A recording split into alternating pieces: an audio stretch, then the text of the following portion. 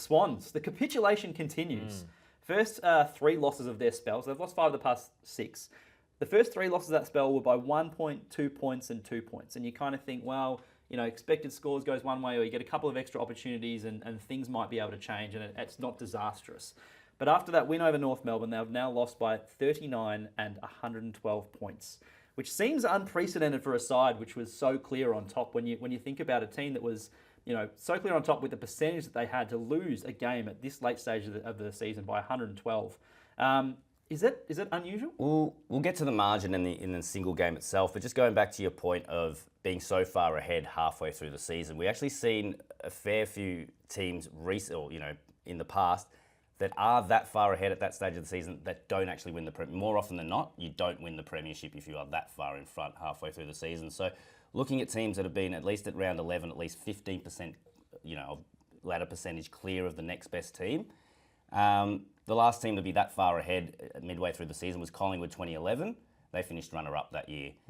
Geelong 2010, the year before, they were the prelim. 2009, St Kilda runners-up.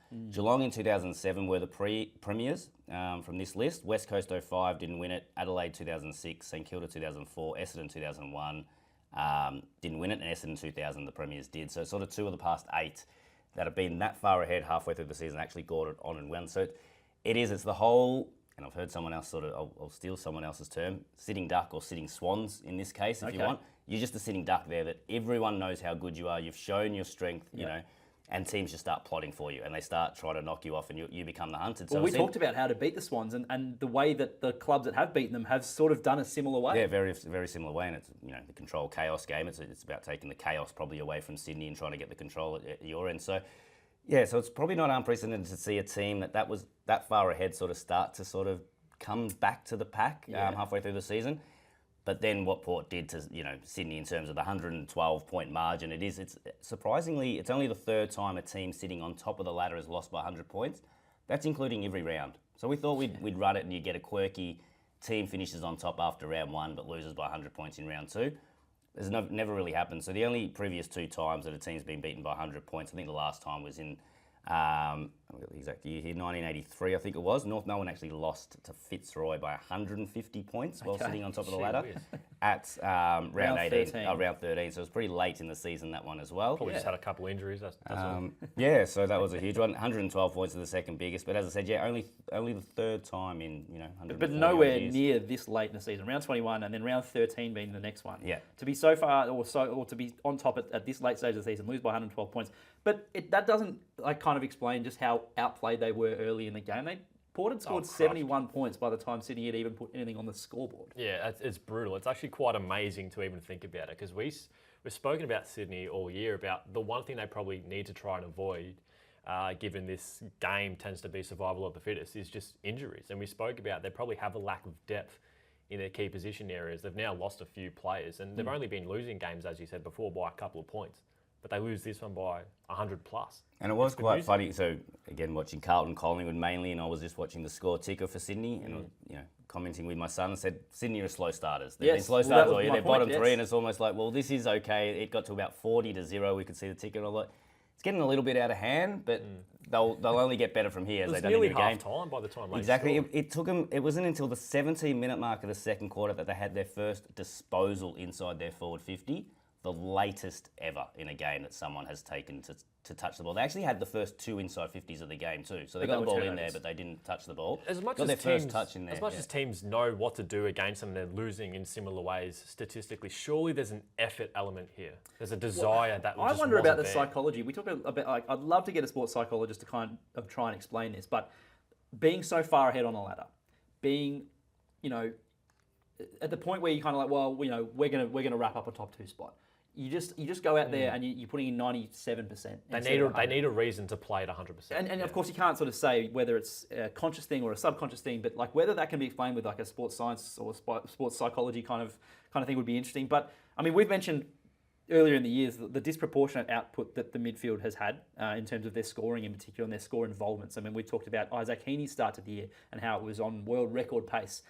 We've talked about how the the key forwards kind of need to be a bit more or contributing a little bit more consistently in order to continue Sydney's winning ways, and that's dried up. So there are a number of sort of things, and the midfield is kind of where it started. And you talk about the start that a lot of these guys had, Warner scoring goals or multiple goals in just about every game. That's now dried up. Heaney, we mentioned it's all sort of stemming from this sort of midfield falling away a little bit. Yeah, a little bit. So midfield and turnover game are the big two worries. So go back to the opening quarter against Port Adelaide. I mean, there were negative 24 contested possessions at quarter time, which is the worst start to a game of anyone this year.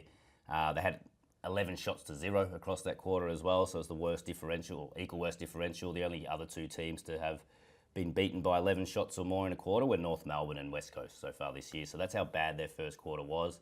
But yeah, you look at Sydney's numbers, probably round 0 to 15 to 16 to 21. So yeah, looking at the last 6 weeks in isolation. So, contested possession differential, they were +1 per game and they were sitting 9th from round 0 to 15. So they weren't dominant in that area, but they were still just in the positive. Yep. They've now dropped to 17th in that area, negative 7.7. So teams would have looked at that and said, that's not one of their greatest strengths, so let's sort of pick that area up of the game. Ground ball get differential, they were in the negative, sitting at negative 3 per game, sitting at 13th. They're now down to 18th in that stat. And just in the midfield contested possessions, they were 8th plus 0.5 per game from round 0 to 15.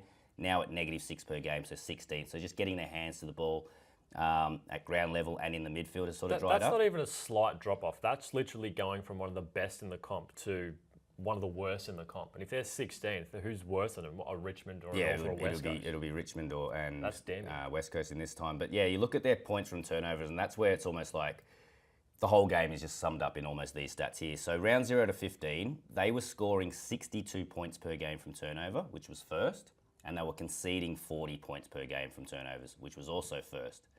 Round 16 to 20, they are scoring 41 points from turnover, which is 14th, and they are giving up 61 points from turnover, which is 16th. So It's just literally gone flipped. from 62-4 to 60 against, within 40 against to 44. Yeah, So it's completely flipped. And then, turnover points differential, you look at it this way, they were plus 22 a game, which is first, and they're now minus 20. So that's a 40-point swing. Yeah, so it's kind of hard to get your head around. And I always talk about this. It's almost like the whole swan sitting duck scenario. It's hard when you look at a team and they're number one in both stats by a long way, because you think, can you maintain it? So at round 0 to 15, they were the best team at scoring from turnover, and they were the hardest team to score against from turnover, which isn't rare, but they're almost 2 or 3% better than every other team in both of those areas. And you sort of thought, well, exactly that. Teams are going to start to figure it out and going to bring that percentage down.